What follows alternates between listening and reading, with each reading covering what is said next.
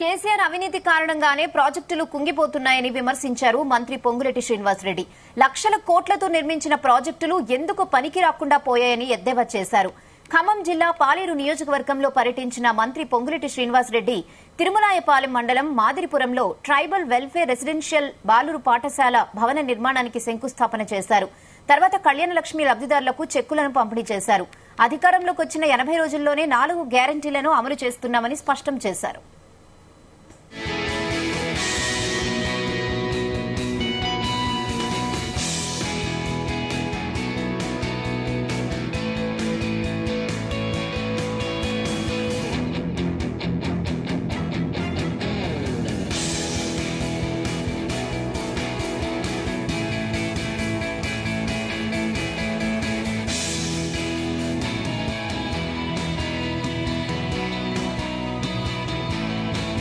అర్హులైన వాళ్ళకి తెల్ల రేషన్ కార్డులు ఇవ్వాల్సిన అవసరం ఉంది.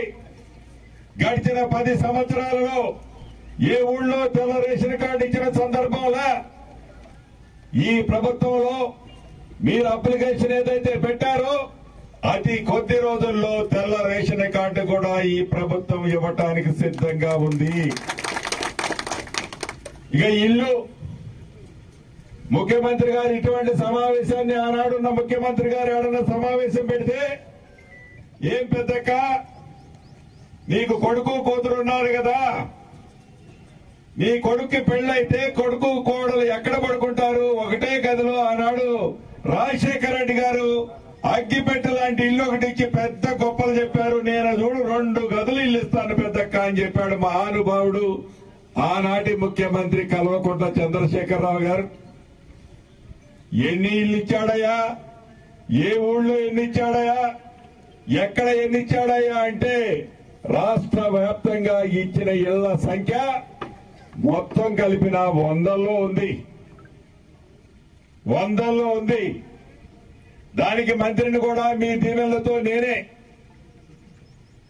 ఇళ్లని ఇందిరమ్మ రాజ్యంలో ఇళ్లు ఇస్తామని ఆనాడు చెప్పాం. ఎన్నికల్లో బరాబర్ అర్హులైన ప్రతి ఒక్కళ్ళకి ఇందిరమ్మ ఇళ్లు ఇచ్చే కార్యక్రమాన్ని అతి కొద్ది రోజుల్లోనే చేపట్టబోతున్నాం.